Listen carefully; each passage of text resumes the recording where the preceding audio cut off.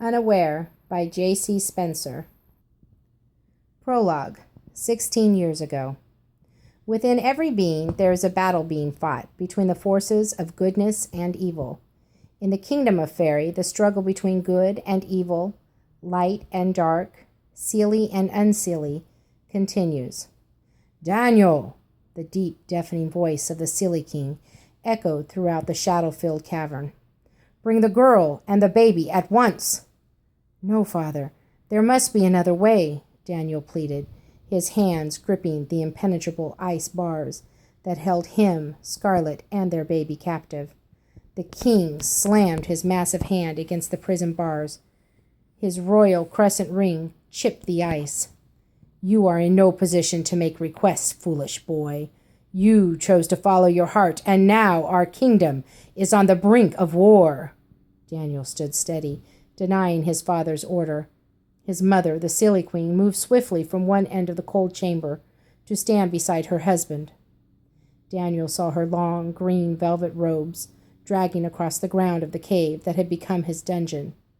She reached her thin, aged fingers between the cold prison bars to her son's hand. While holding her son, the queen watched the vapor rushing forth from her husband with each breath he forcefully exhaled. Trying to ease the fury that was building inside of her husband and king, the queen placed her free hand on his arm and spoke softly. "Dear, I think you are being too harsh on our son." The Seelie King looked as if he would explode. The green and gold robes over his upper torso rose with the expansion of his chest. "Do you think stopping a war and bringing about peace is a simple task? This deal was born from years of negotiation. Our son is the Seelie Prince. It was his obligation to marry the unseelie princess, not some sniveling human girl. Our plan to unite the kingdoms of Fairy and end the war once and for all hinged on his compliance," the king bellowed, shaking the frozen bars with his mass and strength. The queen remained calm, with her hand still on his raised arm. "Perhaps it was too great a burden to place on a fae so young. The boy is only 21. The queen fixed her eyes on Daniel. "The boy knew what was at stake. What happens to the girl and the baby are on his head," said the king. "But father," Daniel dropped his hand from the bar and let go of his mother. He stood with his eyes fixed on his father, but still fear gripped his soul. Denying his father, the king, had meant death for others in their realm. Daniel was ready to offer further protest when, "Silence!" the Seelie King shouted. "You acted in your own selfish interest. A king must act in the interest of his kingdom. The price for your pardon may seem unbearable to you now, but in the years to come, I assure you, you will see the wisdom of the arrangement I have made." Daniel grabbed the frozen bars, hanging his head low. "Father, please," he pleaded, his voice barely a whisper. "Please." Unaffected by his son's anguish, the king continued. "The unseelie princess has arranged to raise the prison bars and free you at midnight, Daniel. She has agreed to allow Lucille to take the baby and keep her in the human world." Raising his head, Daniel said, "But Scarlet will not allow it." "Scarlet will be sacrificed to assuage the princess's pride. That, and to free you from the bonds of marriage. Then you, my son, will be united in marriage to the unseelie princess, as was originally arranged. Once the marriage vows are complete, the Seelie and unseelie will be united again as one race of fae. And I will preside over the kingdom of Fairy as the one true king." Scarlet's death was not an option for Daniel. His father dismissed his love for her as a passing thought. Glowering at the Seelie King, he could not mask his anger. A lifetime of his father's intimidation paled in comparison to the torment he felt now that the lives of Scarlet and the baby were in danger. A moment passed, then another. Finally, Daniel spoke. "I won't do it. I won't give up either of them. I would rather die. Death is a coward's way," the Seelie King's voice boomed. drowning out Daniel's insolence. "You are royalty. You will fulfill your obligation to our kingdom." His father paused for a second, staring malevolently at his son, as if Daniel were a predator threatening to encroach on his prey, rather than his only heir to the throne. "Dear, please consider," the queen started. "Enough! Bring me Scarlet and the baby. The unsilly princess will be here soon. Our realm cannot afford another debacle." Daniel looked from his father's cruel, unfeeling face to his mother, searching for her sympathetic expression. But her face bore no hint of sympathy or kindness. The queen spoke, her voice dripping with royal authority. "Go now, Daniel. There is nothing left to do but follow your father's command." Daniel stared, stunned by his mother's demand. "Mother, not you too," he said aloud, slamming his head on the icy prison bars in defeat, incredulity overtaking his being. He felt the grip of her hand upon his. Startled, he glanced up to discover that her countenance was resolute, yet compassionate. His eyes beheld hers. The queen glanced quickly at her fuming husband to see that his attention was not directed toward her. Narrowing her eyes at Daniel, she moved her head in the direction of where Scarlet sat, holding the newborn baby, and mouthed the words, "Trust me," hoping that Daniel would glean the meaning of her cryptic gesture.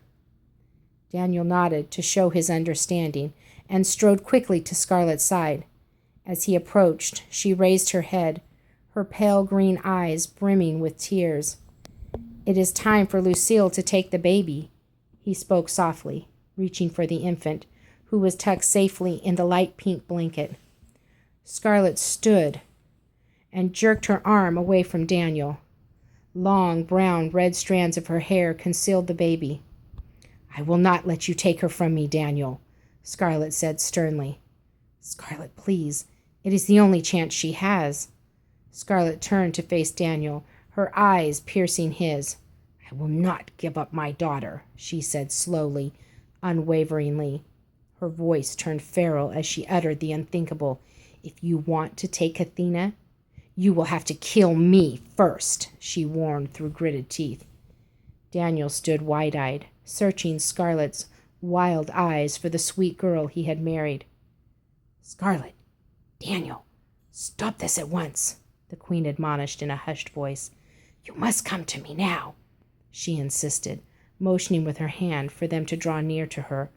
The queen had made her way to the side of the ice bars nearest the young prisoners.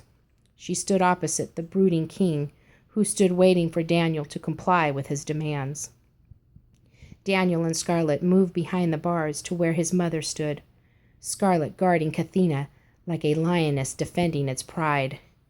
In a voice that only they could hear, Daniel's mother said, "I have a plan, but you will both have to trust me."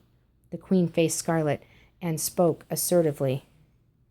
"If you continue with my son in this foolishness, not only will you die today, but your infant will most surely die also." "Mother," Daniel scolded. His mother raised her hand quickly, motioning for him to quiet his speech. She continued, "Sometimes a mother must make sacrifices for what is best for her child." "But," Scarlet started to protest. The queen silenced her and shoved a handful of herbs through the bars and into Scarlet's hand. "Eat these. When the unsilly princess comes to kill you, jump into the black water. She will not follow you into the lake of blackness." "But what good will that do?" "She will only wait until I emerge from the water and kill me then," Scarlet said, confused. "I did not instruct you to come out of the dark water, my dear. Swim as swiftly as you can through the underwater tunnel beneath the waterfall. It leads to the clear lake outside of this cavern. The herbs will keep you alive as you make your transformation. Daniel will come to you when it is safe." Scarlet stared, dumbfounded, at the queen, apprehension filling her mind. She wanted to speak, to ask how everything would work, but she stopped, fearful of the answer that the queen might give. The queen turned to her son and continued her instructions. "Daniel, when the unsilly princess raises the prison walls, You will escape through the portal I have created on the south side of the cave. What about Father? When he sees that you have disappeared, he will know my betrayal. He will be furious with me, but I have had many years to learn how to contain his wrath." "But what will happen to Cathena, our baby?" Scarlet asked. "Will she go into the waters with me?" The silly queen shook her head. "She would not be able to hold her breath long enough to get through the tunnel, Scarlet." "What about the herbs?" "You are a new mother, but surely you know that a baby cannot ingest herbs," the queen cautioned, with a hint of irritation in her tone. "Then will she go with Daniel?" Scarlet asked frantically, fear and desperation starting to take over her being. A half-fey child cannot enter the land of fairy until it has acquired the first of its powers, which usually happens shortly after what you humans call puberty. Besides, even if there were a way to keep her with us in fairy, the unsilly princess would surely hunt her down and kill her in our land. The queen shifted her gaze from Scarlet to her son. "Daniel, this is the only way." He nodded in agreement and cast his stare towards Scarlet. He had spent enough time with her to know that she would never go for his mother's plan unless she knew for certain that Cathena would be safe. "Tell me, Mother, exactly what will happen to our baby?" "The Fae have employed the assistance of a human woman, Lucille. She runs an adoption agency. Human children who are adopted require certain legal documents: termination of parental rights, certificate of adoption, birth certificates. Lucille makes everything look the way humans like. She has been assisting our kind for years. I assure you, Cathena will have a wonderful life. Lucille's people have been very successful at placing children from, shall we say, delicate situations such as these." Scarlet glanced down the long, mist-filled corridor and saw the outline of an elderly woman standing in the shadows of the dimly lit cave. Her heart raced, and her arms tightened around her daughter. The time had come. She had to make a decision. She looked down longingly at her sweet baby girl, and then regarded the queen. "But why are you doing this for me? You don't even know me, and I have caused so much pain to your family and to your subjects." Scarlet probed, her eyes searching for truth. This queen stared lovingly at her son and smiled. She turned her gaze to Scarlet and spoke softly. "Daniel's father was not my first love. When I was Daniel's age, I did not have the courage to go against my family's wishes. I have never stopped thinking of my first true love. The king is wrong. Daniel will never look back and see the wisdom in his father's arrangement. He will always long for you and Cathena." The queen closed her eyes and breathed deeply, reminiscing of another time and place. Her eyes opened slowly. She fixed her determined gaze on Scarlet. "I wish someone had done for me then what I am about to do for you and Daniel now. But I can't bear to think of never seeing my precious baby girl ever again." The queen turned to face her son. "Daniel, give me the stone from the hologram," she insisted. He patted his chest lightly, trying to find what his mother requested. From the pocket of his threadbare vest, Daniel revealed the stone that he and Scarlet used to make a hologram for their daughter just days before. Reaching into the folds of her royal coat, the queen pulled a handful of beautiful amethyst crystals from beneath her robe. She took the stone from Daniel and carefully placed it into the middle of the sparkling crystals, closing her fingers firmly around the mass of stone and gems. Instantly, a light, lilac-colored mist swirled softly and slowly around the queen's fist and traveled deliberately towards Scarlet. The mist circled around Scarlet's head. As Scarlet closed her eyes and breathed in deeply, the magical mist filled her nostrils and vanished within her being. When the last of the enchanted vapor disappeared, Scarlet's eyes opened wide. She stared at the queen, astonished. The queen smiled and nodded her approval. Looking down, she opened her fingers, revealing a beautiful amethyst stone. She passed the enchanted gemstone through the ice bars. "Give this stone to Cathena. One day, it will bring her back to you." Scarlet stared blankly at the sparkling stone held within the queen's hand, unsure of her true intentions. Scarlet, you must trust me, the queen whispered, with each word wrapped in sincerity. Scarlet stared at the queen, then at Daniel. A loving smile concealed the reluctance in his eyes.